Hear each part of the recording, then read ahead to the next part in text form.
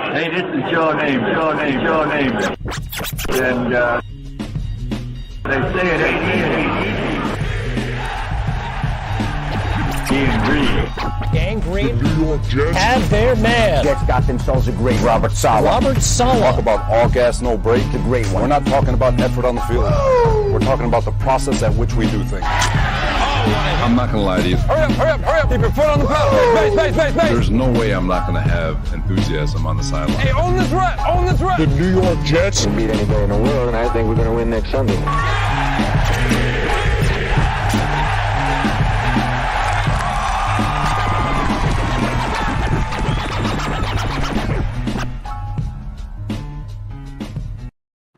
Hey, what's up, Jet fans? Welcome to the latest edition of the A.E.B.G podcast, broadcasting to you live from beautiful, amazing, picturesque Crystal Lake Studios in Westchester County, New York. My name is Keith Farrell. I'm joined, as always, by the number one Jet fan in the state of Texas, none other than my colleague and co-host, Michael Lagaris, everybody.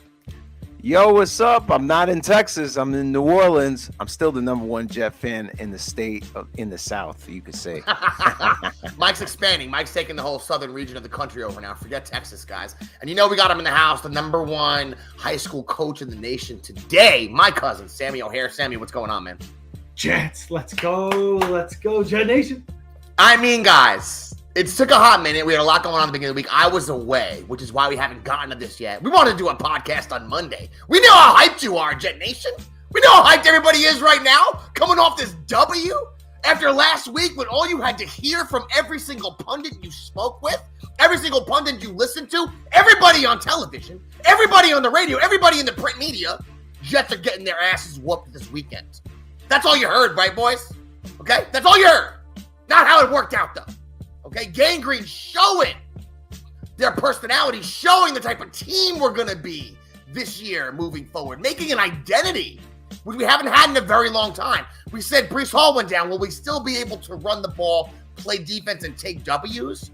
We did that this weekend against the best team in the NFL, our nemesis, the Buffalo Bills and the Hill people, 20-17. W for the New York Jets, 6-3 right now, fifth spot in the AFC's playoffs, guys. In the AFC playoff picture, I should say, guys. And I'm so hyped. I'm so excited. So much to talk about with the defense, with the way Zach was able to manage the game, which is all we were kind of asking for him in this game. Last week, when we spoke about the game, we all thought the Jets would play well and they would play good. Defense would play good. And they might lose a close one. Instead, they won a close one. Flip the script, okay? Coming off of that game that Zach had versus the Pats and where Jet Nation was emotionally, to come back this week against the best team in the league with the whole planet thinking you're taking an L and getting your asses whooped at home in front of your fans, to step up like they did, for Zach to play like he did, for that defense to play like they did. Mike, the New York Jets are for real in 2022, and they showed me something this weekend that I haven't seen from this team in a long, long time, and that's some serious fight and some serious grit when it comes to the football field. And they took a W this weekend, man. I cannot be more excited. Oh, man. Yeah, this win was Saleh's signature win. It was a signature win for Zach Wilson. It was a signature win for the entire franchise. I haven't felt this way about the Jets probably since 2010, where I have confidence that it doesn't matter what Sunday, who we're playing. We could beat any team. And I think it's about time we recognize that this defense is elite. It's elite because we have one of the best, if not the best, secondary in the league. Sauce Gardner currently is playing top 3 corner. He's probably I think he is the number 1 PFF rated cornerback in the NFL today. And then you have DJ Reed, who is also playing at a Pro Bowl level. And when you mix that with a defensive line that can rush the passer without blitzing, we have the second lowest blitz rate, I believe, in the National Football League. So you have your linebackers and safeties that are able to play zone coverage. And essentially that's what happened against the Buffalo Bills. Instead of blitzing, they just sat back in zone and just had our defensive line go after them, and there was nobody open for Josh Allen. So I think it's time to really see the Jet defense for what it is. It's an elite unit. It's a young unit. It's exciting to see what Robert Saleh has done with this team defensively. And I think that this defensive unit really can keep us within any game. And then when you go look at the offensive side of the game, you know, our offensive line, considering everything that's happened to our tackles, has been playing great. I mean, Nate Herbig has been unbelievable, given the fact that he had gotten thrown in there at the right guard position, given A.B.G having to play right tackle, and then A.B.G going out and then bringing in a new right tackle and losing our left tackles. I mean, it's unbelievable, the offensive line and how it has responded, along with the receiving core. I know Elijah Moore hasn't been really playing the way we wish him to play. I did see the fact that they will be moving him to the slot after the bye. I hope that does wonders for him, because we know he can play. But Garrett Wilson has been unbelievable. I think he's ranked top 2 in many people's rankings as far as a rookie and what we've been seeing from him. So offensively, from a receiver perspective, you know, it looks great. And then the running back, obviously we have Breece Hall, he went out, but still, I thought the running backs responded really well. But it's all, again, it comes down to what we've always said about our quarterback. And last week, our quarterback was under the fire. He plays in New York. He has a gun to his head at every moment. We know this. He played really poorly. And Keith and I came on here last week, and while the world was torching this kid, we said, hold. He had a bad game. We understand. We have to see more. But we understand that this kid is really talented, and he has the right moxie, and he has the right attitude. Okay? And hopefully he can learn from it. And let me tell you something. I saw this young kid up against the best defense in the NFL. Well, maybe not now. Now the Jets are probably the best defense in the NFL. But I saw him up against the Buffalo Bill defense, stepping up in the pocket, making quick decisions, completed 72% of his passes, the highest completion percentage in his entire career. His ability to make decisions during the game, pushing the offense, everything we asked for. I was so proud of his response, and it gives me confidence. It gives me confidence that number one, that this media market and where he plays isn't too big for him, and 2, that he can learn from his mistakes and capitalize on that talent.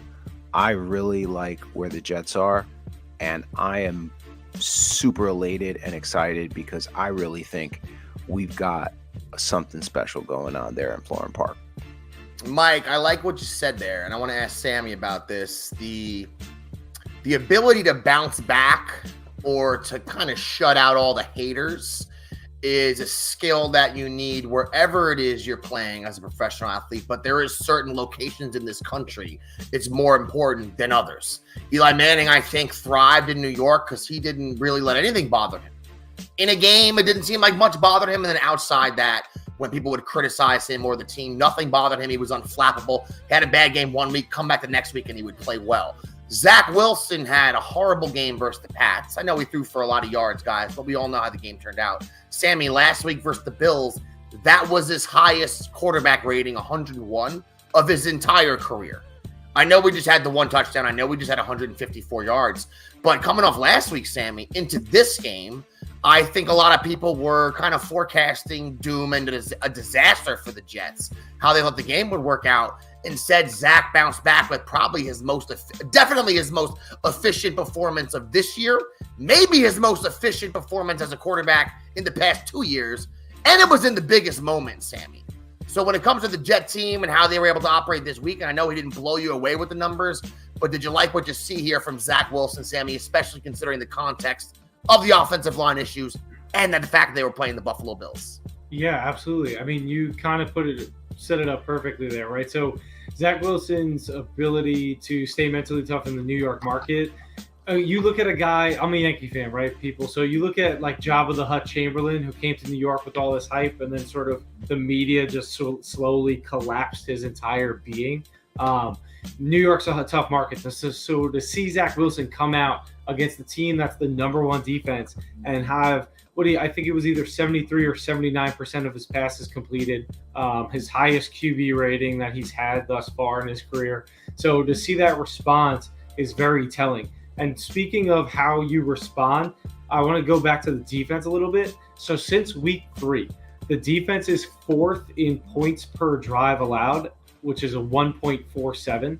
Okay. And they're 3rd in red zone possessions allowed per game at under 2.4 to be exact. Tremendous. So that's a tremendous. You struggle the first 2 weeks, and they figured something out over there. And it looks like Saleh's rotation of the defensive linemen that we've been critical about pays off, because those guys are super fresh against really tired offensive linemen. And you could see towards the end of the game where we were killing Josh Allen. That's a good point. That's a good point. A huge part of that is because our guys are 50% fresher than their guys in the second half. And now if you look back at the whole season, we've won games in the second half. Maybe that's why. Because maybe we can sit in a little bit more zone, and because our front four is way fresher. And to bring up Wilson, just to throw a crazy stat at you, I know it's only a 2-week window parameter against Patriots and Bills, which, again, good defenses with good cornerbacks. But the only receivers to have averaged more yards per route run than Garrett Wilson over those 2 weeks are Tyreek Hill, A.J. Brown, Stefon Diggs, Jalen Waddle, and Cooper Kupp. Wow. Okay? So those are superstar names over the past 2 weeks that he's right underneath in total yards per run. So if Zach, now the most important thing now I'm looking for with Zach is, can he then do it again? Right? So can he have the same consistency next week that puts us in a good position to come out with a win? And if he can respond and then be consistent again, that's a whole nother, then we're having a whole different conversation in 2 weeks. Yeah, you know what else is something, Sammy? Those are all great points, Sammy. I think another thing this weekend that really helped us out big time with Zach, guys, is you saw in the Patriot game, a lot of times he would extend a play and run laterally left and right and get nothing done with the ball. And Mike has a lot of data that we saw last week that when Zach holds onto the ball for more than 3 seconds, it's kind of disastrous. When he gets rid of the ball in those first 3 seconds, he's one of the elite quarterbacks in the league. Very striking statistic, which Mike threw at all of us. This week, not only did he get rid of the ball efficiently and very quickly, 18 for 25, like you guys said, 72%, he also extended plays with his legs. Now, he only had 24 yards rushing, guys, but those 5 rushes, 2 of those were for first downs. So, I mean, he was even extending drives along those lines. And when we talk about fighting back, man, like the Jets went down 7-0. We got a field goal. Then we went down 14-3. And at that moment, it seemed like, right, the train could go off the tracks right there. Historically, we were mentally prepared, Jet fans. We're down 14-3. This is what Buffalo does to teams. But that's not what happens. I mean, the team actually fought back. It's 14-10. You know, they kind of turn the tables there. They go up 17-14. And then even when they tie the game up 17-17, Buffalo, another time they could have wilted. They didn't.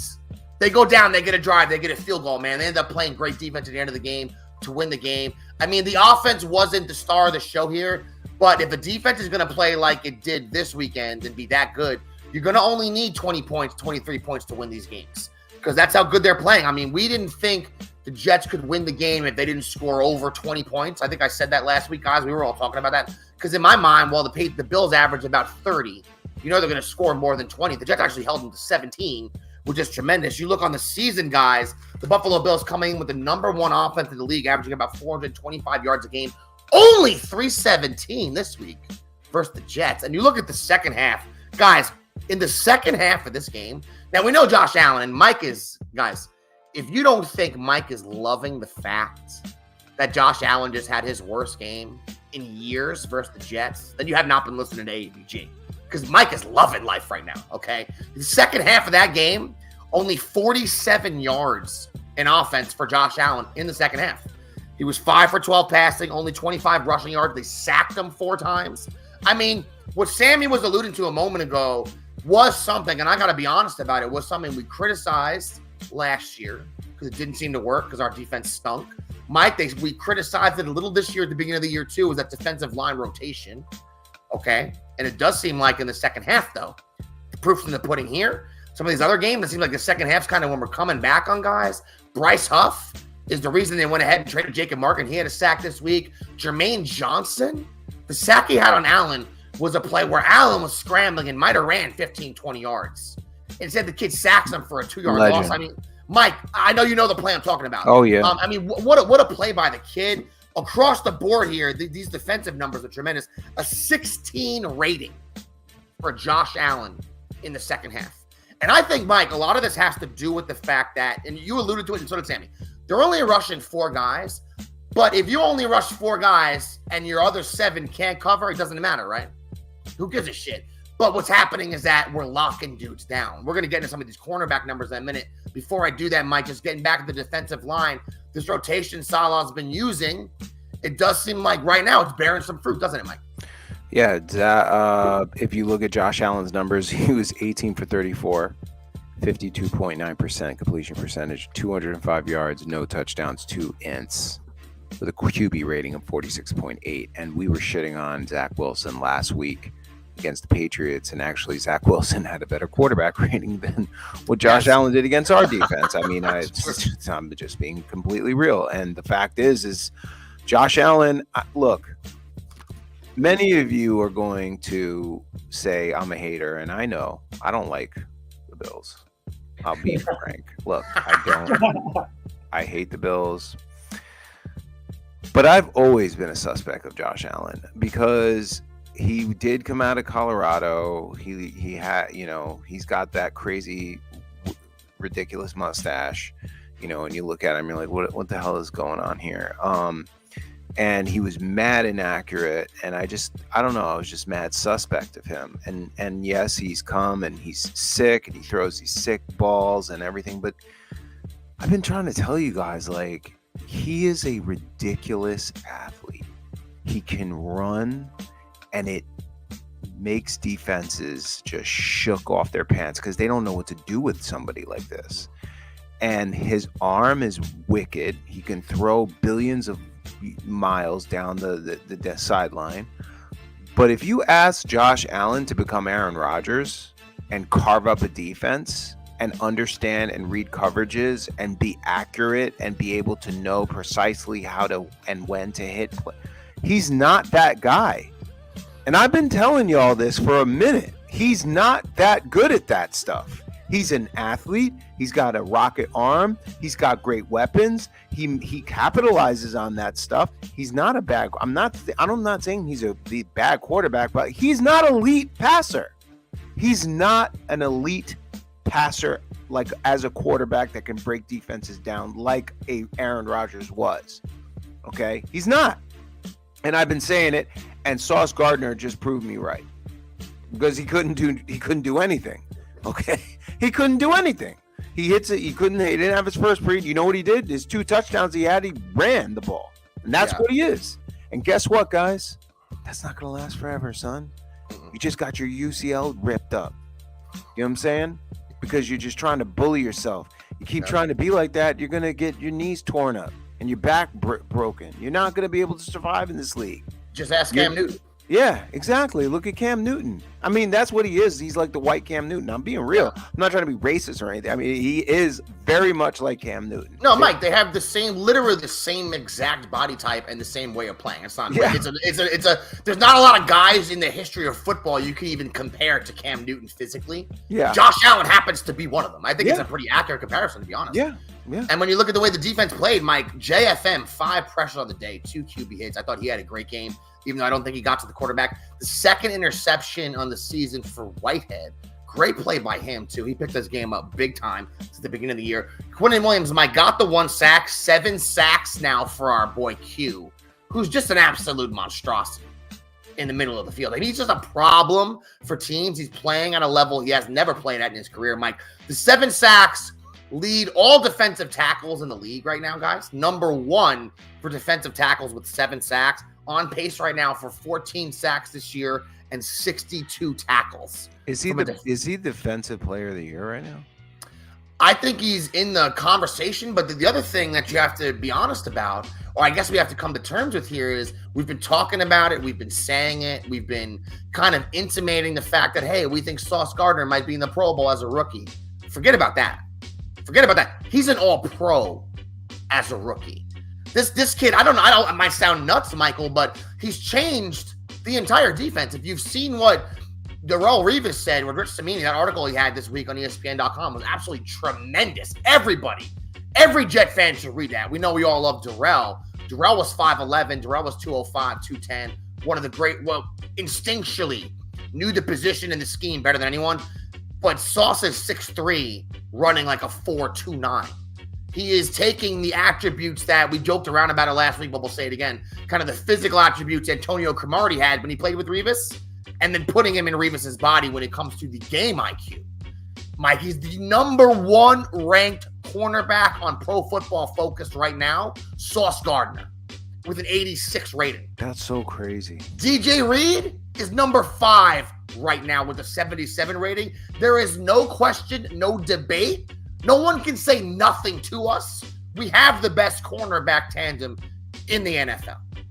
You can't talk about it. And Michael, can I just throw one stat, Sammy, before you say that? Yeah. And when you throw MC2 in, Michael Carter II, Sammy, the nickelback, since week 4, New York Jets, those 3 corners right there, since week 4, are number 1 in the NFL at passes defended. They're number 1 at quarterback passer rating at a 60. Number 1 in interceptions, the Jets secondary guys.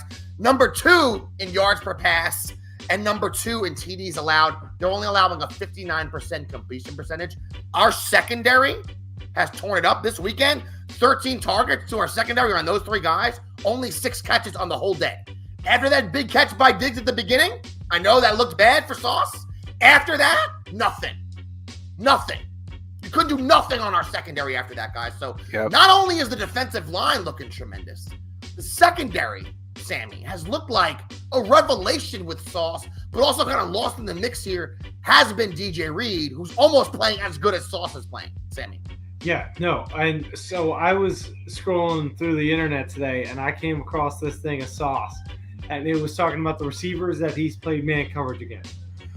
I'm going to just read you guys this list and then tell you how many catches and yards he's allowed when he's played man against these dudes, all right? Amari Cooper, Jamar Chase, T. Higgins, Deontay Johnson, Tyreek Hill, Jalen Waddle, Cortland Sutton, Stephen Diggs, Jerry Jeudy, Gabe Davis. So he's played man coverage against that whole list of guys. He's given up 4 catches for 28 yards. Wow. In man that's coverage, how you end up number 1 on. That's how you end up number 1 on PFF. Man. That's Revis type stuff. That's ridiculous, right? So what you just said is we have the number 1 defensive tackle, we have the number 1 corner, we have the number 5 corner. But Sammy, can I ask a second? Yeah. What about the Eagles? Darius Slay, and I'm forgetting their second. Because that's the one cornerback duo that you could because I don't think Sauce. I mean, do we think Sauce is better than Darius Slay? I mean, right now he is, and Mike, I don't think through 9 games. Darius Slay has a resume built up already, but through 9 games of this season, he's played better. Doesn't mean he's a better player. Right. Darius Slay has been doing it for a while. Right. Sauce has only played 9 games, Mike, but the proof is in the pudding.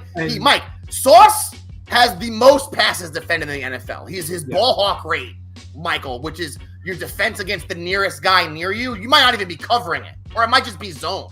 Okay, 25% of the time he's shutting people down. That's 3rd in the league. 47% completion rate against this kid. Right. I mean, you go through the stats, Michael, it's just 3 times already been Pepsi rookie. So hard to believe it, Keith. Listen, like he's a rookie. What the hell? Guys, and I was watching him when he was manned up on Diggs this week. And Diggs, we know, is a problem for like a lot of people. And we've seen him, even against the best corners, just shred them up. I don't think he had a single catch in the second half. Correct me if I'm wrong, but I'm pretty sure he only had 1 catch, if that, in the second half of that football game. Yeah. He was on lockdown the entire, except for that one play, the first play of the game on offense for Buffalo. Yeah. Quiet. Yeah, and you look at some of these receivers we've gone up against. Sammy mentioned some of them. Jamar Chase only had 6 catches, 29 yards against us. Hill and Waddle, The guy's just tearing the whole NFL up. 10 catches for 70 yards against us the first time. Now, I know they had a backup quarterback, and I'm just saying they couldn't get really nothing done. And then Diggs, I know he had 93 yards, but I think 45 of those were on that one catch and then didn't do too much after that. Like Sammy said, guys, Sauce is killing it. And the kid's going to be in the Pro Bowl. We know that. Maybe even be an all-pro as a rookie, which would just be absolutely amazing. The New York Jets have won the Pepsi Rookie of the Week for 6 weeks in a row. Just let that just sink in. Let it just sink in. I know Breece Hall's gone, guys. I know we're not going to have him back for this year, but we have won the Rookie of the Week 6 weeks running. 6 weeks in a row. Hall's won it. Wilson's won it. Sauce is winning it. And when you go through why we're having so much success this year, and you look at this draft, Sauce could be an all-pro. Garrett Wilson's looking like a real number one wide receiver. Johnson has 2.5 sacks. Guys, he's only been on the field for like 100 snaps. In context, that kid's playing great. And also, you guys know, all the Jet fans that read all the blogs know, he might be our best run defender on the defensive line, Johnson, which is what me and Mike said when we drafted him. We knew he was really good at that in college. We didn't know how he'd do with the sack totals. Already has 2.5 sacks. He's our best guy on the line. He gets the run. Breece Hall, we know, is killing him. Michael Clemens, a fan favorite because of his demeanor, also playing well. Max Mitchell playing well. These rookies have excelled. And this weekend, the way that the team came together and bounced back against the most hated team you could possibly imagine, guys, the rookies had a lot to do with it, but we got to give the coaches a lot of credit here too, man. We were critical at the beginning of the year with Salah, with some of the lack of adjustments in the second half, Mike, but it seems like since that third or fourth game, they've made a lot of adjustments in the second half, and it seems like for some reason the New York Jets have been thriving in the second half of these games, where we seem like a really good second half team now. I don't know what that's about, but I know Zach Wilson is 5-1. All right, last week had a little hiccup. We said to you all, man, if he can go out there and just game manage, we hate that word, we hate that phrase, but if he can go out there and not kill us, we're going to be in games every single week. And that's exactly what he did last week, And the way that everybody played, it was a total team win, but I think everyone played well. And I was looking at the roster today, Mike. I read an article, kind of how Joe Douglas has put this team together. And dudes, there's only 4 players left from 2019. C.J. Mosley, Quinnen Williams, Nathan Shepard, surprisingly enough, we thought would be on the chopping block, and then Hennessy, our long snapper. So everybody else on the roster, he's drafted or traded for in the past 3 years. He deserves a lot of credit here too, Joe Douglas, because I know he was kind of looked at as, we all like Joe Douglas. He seems like he's making the right moves, but we need to see it on paper when some of these wins need to materialize. And I think some of his moves this year has been great. I think some of his free agent acquisitions, even the under the radar ones, guys, like last year, Quincy Williams, this year, Nate Herbig, who Mike mentioned before, 340 pounds, 24 years old. We got him as a good depth guy. We've had all these injuries. Probably our best offensive lineman. I didn't see the grades for the game, but he was a machine this weekend. Well, he had a ton of great blocks this weekend. I think Joe Douglas, Mike, is someone that, he's not going to take a victory lap just yet, but looks like the money we invested in him and his decision-making is starting to pay off right now, Mike. Yeah, man, I think definitely you can put him into the running for executive of the year, but what you were saying before, Coach Saleh, we were all killing him. I was even saying stuff about his cliches and starting to get on his BS. And this guy, with the sharks in the water, smelling the blood, he got up on national television in front of the world and was just like, we're better than this, and we're taking receipts. Essentially, we're hearing what you're saying, and you're going to see what the deal is. And he put himself out there, but he believed in his team, and his team responded. And I think Robert Saleh is coach of the year right now. I don't know another coach you can actually say is doing a better job with, given the situation. He lost his franchise left tackle in the preseason. He lost all his backup tackles and then his best weapon offensively, and he still got these guys at 6-3 and believing. Okay. And when you are someone that is able to motivate humans to meet milestones and execute, that has a lot to say about who you are, your vision, your plan, and people buying into that plan. And I am very elated about Robert Saleh. I think we all knew what Joe Douglas what he could do. And guys, we're in 2022. We are in year 3 of a, brand new rebuild. And this team is about to make the playoffs. Guys, they're going to go play the Patriots next week. I think we're taking a W. I think it, and I know it, okay, because I know that Robert Saleh is going to have this team completely fired up, and they're better than them. Zach Wilson is better than McCorkle. McCorkle's like powdered milk. I've always said it. I don't think he's anything special. And I think they're better than the Patriots. I think we're going to go up and we're going to win. Then we're going to play the Bears. The Bears, to me, I see Fields running all over the place. The Dolphins really have a trash defense, in my opinion. And, everyone's going to be all over Fields because they all love Fields. The media does. I'm not afraid of the Bears. I think the Jets W that one, too. The Vikings against Captain Kirk. They're 6-1, but they feel like such a whack 6-1. They've barely won games. I mean, Dalvin Cook is not playing up to Dalvin Cook's speed. I know Justin Jefferson's the best receiver in the NFL. Understood, but whatever. We may take an L. Then we have to go play the Bills again, right? Then we play the Lions, the Jaguars, okay, and then the Seahawks against Geno. And you're telling me we all we need, Sammy and Keith, we need 4 wins, and we're at 10 wins, guys. That's what the Jets have done.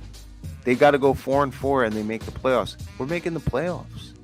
I feel very confident that we could beat any of these teams. I'm not afraid of the Jaguars. I'm not afraid of the Dolphins. Yeah, the Dolphins have great receivers, but we got the best corners in the league. Go ahead, Tua. Do what you got to do, man. We'll have him throwing gang signs up again. I'm not afraid of Tua. I'm not afraid of Geno. I'm not afraid of any of these cats.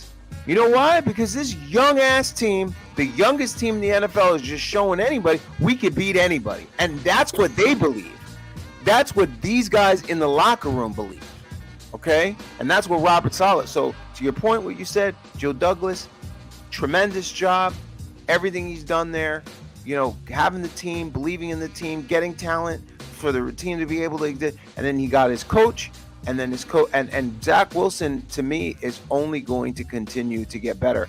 The kid, you could say what you want about him, about his 57% completion percentage. You could say the kid responds, and I've seen already this season he has done much better than he has last year, and I do think that it is going to get to a place that I'm not saying he's going to be some great quarterback, but I definitely think he can hold it down. You know what I'm saying? That's where I'm at.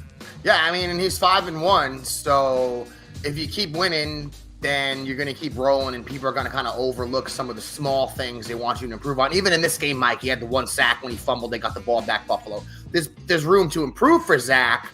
But I think if he can keep the train rolling here and just be smart with the football like he was most of this year so far, we want to see the statistics improve. But if the way the Jets win is running the ball and playing defense, I don't think Jet fans care. We just want to see the team win. I mean, to be honest, that's all we really care about. And when you look at last season, guys, the 3 teams that made the wild card spots in the AFC were 10-7, 9-7, and 10-7. That was the Raiders, the Pats, and the Steelers. In the NFC, the 3 wild card teams were 11-6, 10-7, and 9-8. So you got to get around that 9-11 win mark to make the playoffs in this 17-game season nowadays. We're 6-3. So what Mike's saying here, if we would just go 4-4 down the stretch here, that's a 10-7 record. There's a good chance we're making the playoffs. That looks like, if you look on paper at least right now, as some of these teams we're going to play, that looks likely to happen. I mean, there's a chance we could have 11 or 12 wins going into the playoffs here. I'm not saying we're going to have a home game, but what I'll say is this: the Bills are 6-2. The Jets just exposed some of the cracks in this team with the Bills, which is, look, if you can rush 4 and actually get your secondary to hold it down behind Josh Allen and make him sit there, maybe he's not as good as people think. Maybe that's a way to get to the Bills. I mean, the team, I still think the Bills have the most complete team in the league on paper. They don't really have any weaknesses. but the Jets found a way to get a W versus them this weekend. I think they can easily finish here with 11 wins, maybe 12 wins. Sammy, looking at it now, 6-3. You looked at the schedule, all right? I don't want to get too nuts here. I think they can beat the Pats. I think they could beat the Vikings, just like Mike said. Mike hate on Dalvin Cook, who has 608 yards, still on pace for a beast season. I think that was a shot at my fantasy team. It's fine, Mike. But I'll say that when it comes to the Jets and the record that we have now, that's why the 6-3, even Robert Saleh said it, guys. I don't think even the most optimistic Jets fan saw 6-3. Hold on, Keith. Remember that show we did preseason when I said the Jets would win 11 games? And I was scoffed at and ridiculed and laughed at? You're crazy. How could you think that? And now we're sitting here talking about the realistic Listen, who could be crazy enough? Me, your boy, your fam. Said it months ago. Yeah, but you can't. I told you this team was going to win 11 games. Sammy, you didn't say that with any type of information behind it that you thought it was real. You said it with just a hope and a prayer. Don't try to come on here now and act like you're like, yo, we're so good. Yo, no one saw this. No one saw this. So, man, I have a bet on DraftKings that says otherwise. Let me ask you a question, Sammy. So they're 6-3. With the schedule left, with the 8 games left, Sammy, do you think 11 wins is a possibility, or are we just getting nuts? Oh, no, I think it's tremendous. First of all, we know back end going forward, Seahawks defense is terrible. Lions defense is terrible. Right, so you're ending the season on horrible defenses, which is great. And Jacksonville's nothing special either, right? So, because they're a team that they figured it out with Etienne Jr., but they've got a lot of issues there. You play the Bills again, I'm hard pressed to think that game goes the same way this one does, but you never know. Yeah, sure. I'm with Mike. I think you 100% beat the Patriots. I'm not afraid of the Bears at all, and that's 5 games right there. Right, so I think it's tremendously realistic. I think the team's good enough. I think despite the negatives on the offensive line, they've still figured it out. They had 170 yards right on the ground. They're, for some reason, in a league where passing and elite high-numbered quarterbacks is the kind of model, and you've been able to successfully go old school 2000s football and just play really excellent defense and run the ball almost exclusively but proficiently. And now you're 6-3 against some of the better quarterbacks and offenses in the league. And people trash on the Steelers, right? But then the next week, the Steelers go out and beat the Tampa Bay Bucks, and no one says a word, but the Jets beat them, and it's like, oh, well, they beat, Pickett and Pickens. And you're like, wait a minute, didn't they just beat Tom Brady, though? Like, timeout, right? I don't care who's throwing the ball. The next week, Tyreek Hill had like 160 yards with what's his name back there, right? Yep. So you still have to stop the other 10 guys playing football. And the Jets, out of this 9 weeks that were supposed to be, 2-6, right? 2-7. We're 6-3 with a very realistic possibility that we have anywhere from 10 to 12 wins.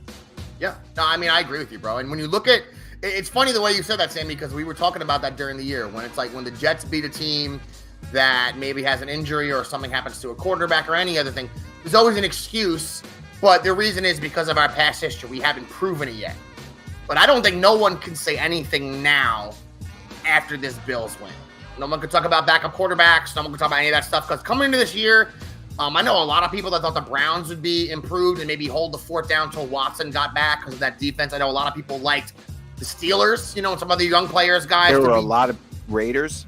A lot of Raiders fans. I know, guys, Green Bay, I'm just going through the teams that we beat. Green Bay, Denver Broncos, Buffalo. These are all teams that before the year started, people were loving, right?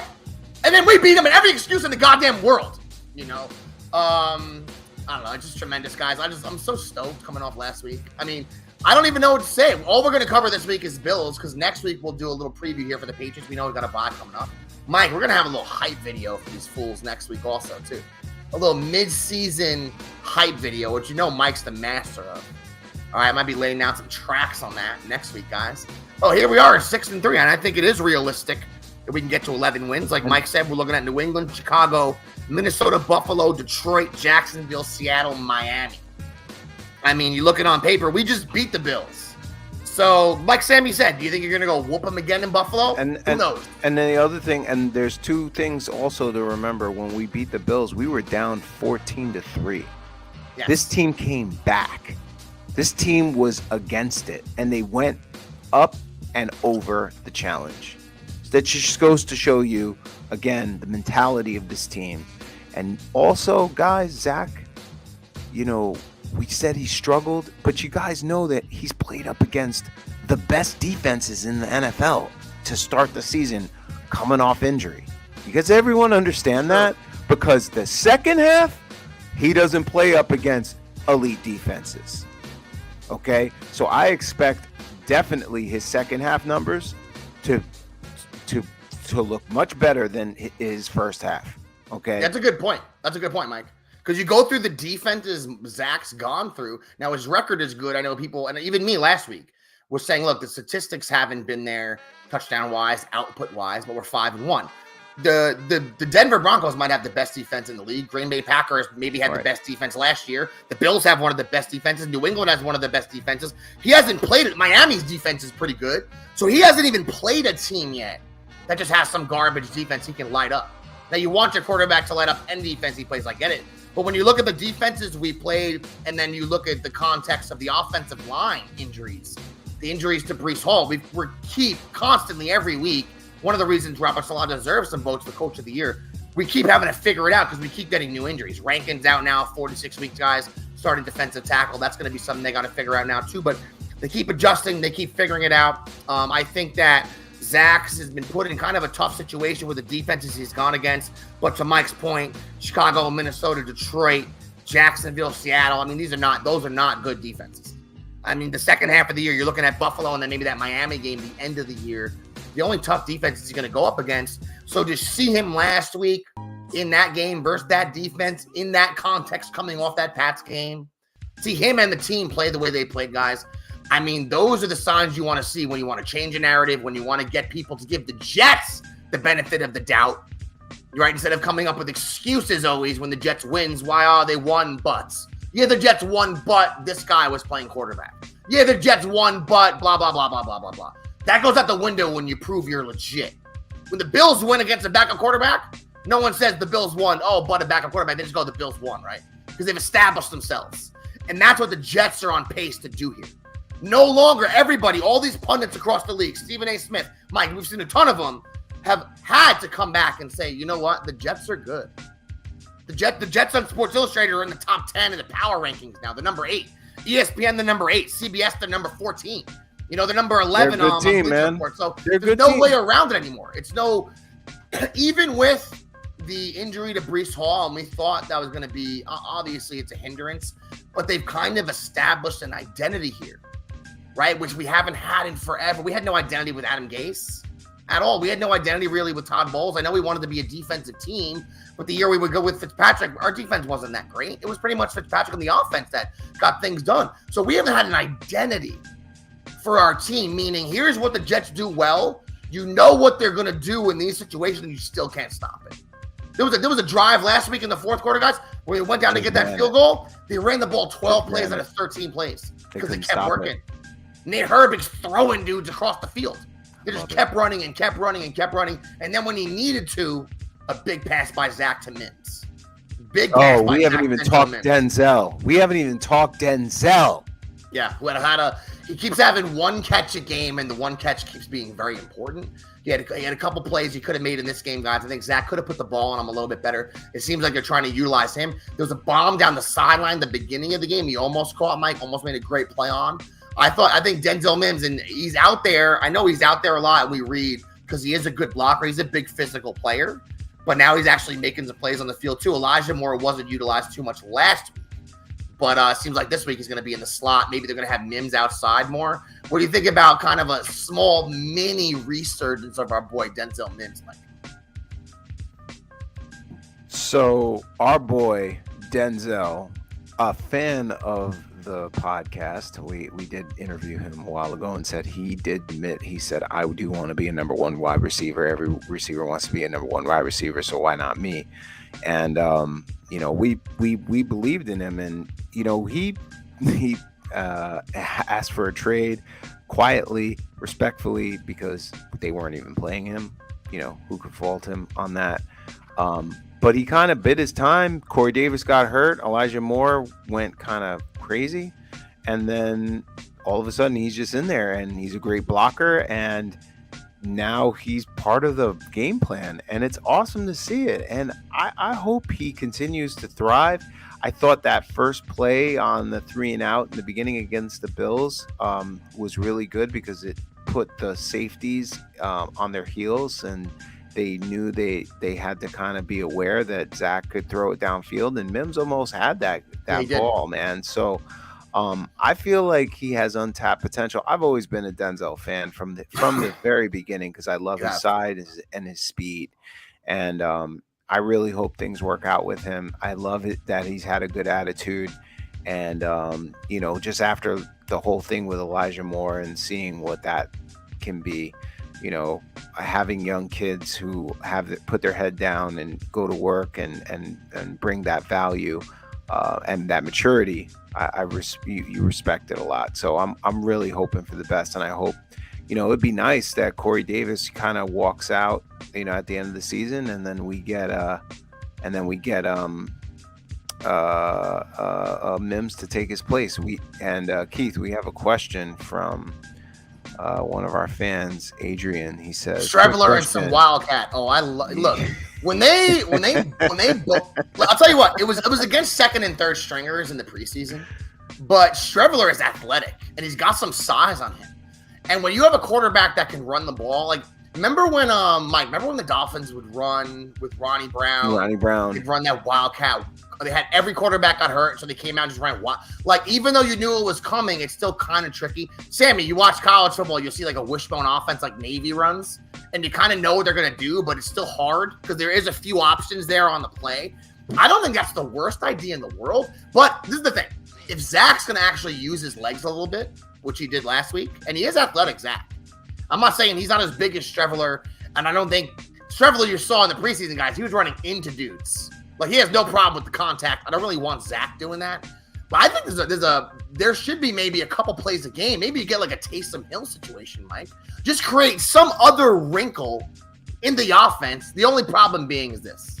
If you pop Strebler in and say Zach starts to struggle, you're gonna get some Strebler chance. They're gonna want the Reveler in.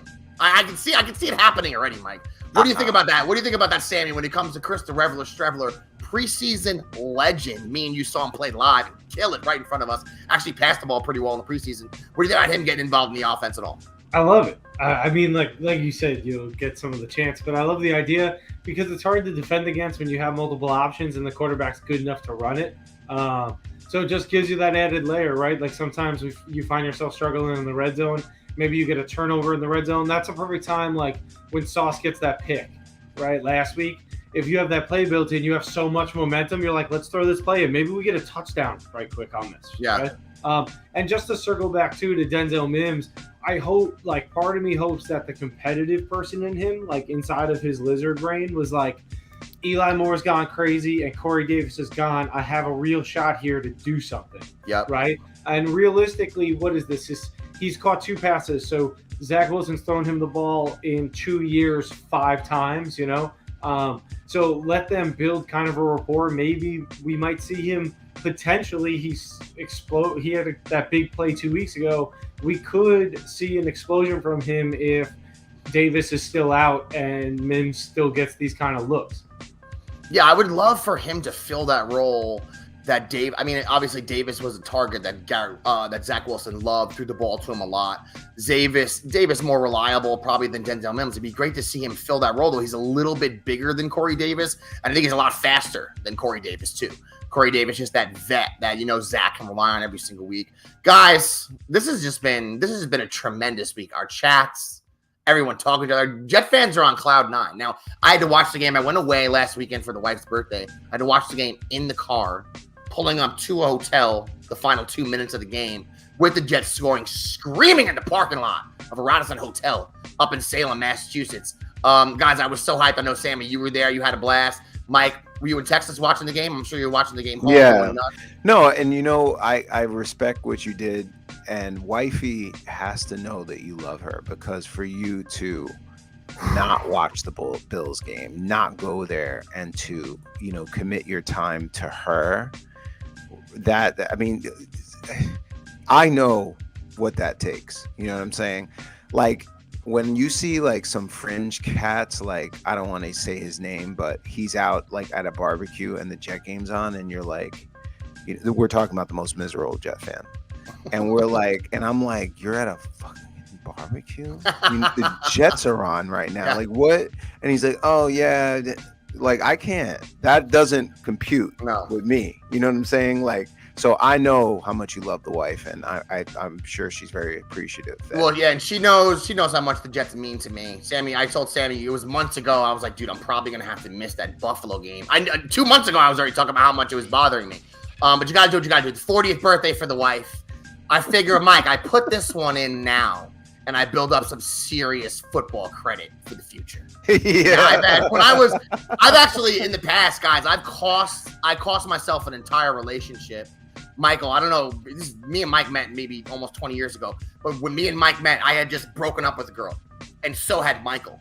That girl, Mike, if you remember, that I just broke up with, one of the reasons why, you might not remember this, but because when the Jets played the Chargers in the playoffs the year before that, it was the day of a wedding, and I watched the whole game in the bar, and she was mad at me. I wasn't in the wedding, and I'm like, look, guys, I'm in there. I'm coming in. I'm hitting off some electric slides. But I got the Jets are in the playoffs. First the Chargers. Are you crazy? Of course I'm not going to miss the game. But you got to do what you got to do for the wifeys, guys. You guys know how it is. We all got wonderful wives that treat us nice. And, she did appreciate it. But it was tough. I watched the game in the car on my phone. Mike screaming, going nuts. Hype, not the same thing as being there. I haven't missed a game in a million years. So that was a tough one. But look, the Jets won. And I know now officially when I go back to my section, I'm the bad luck guy now. Because I wasn't there and then took the W. Sammy rolls up. All they do is win. I've been going there since I'm freaking 5 years old. And I'm still going to be the bad luck guy now. But I'm stoked, man. Next week, we'll be back. We'll do a little Patriots preview.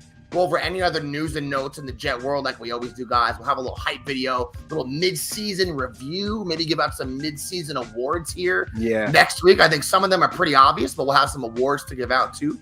Michael, if anyone does want to get at us or support us in any way, shape, or form, how can they do that? Guys, we're on YouTube. Please like and subscribe. On Facebook at AEBG.JetsRadio, on Twitter at AEBG_NYJ Podcast, and on Instagram at Jet.AEBG. You heard the man. On behalf of the biggest Jet fan in the state of Texas, Michael Agaris, on behalf of the #1 high school football coach in the nation today, Sammy O'Hare. My name's Keith Farrell. See you next week, everybody. Peace out. Cool.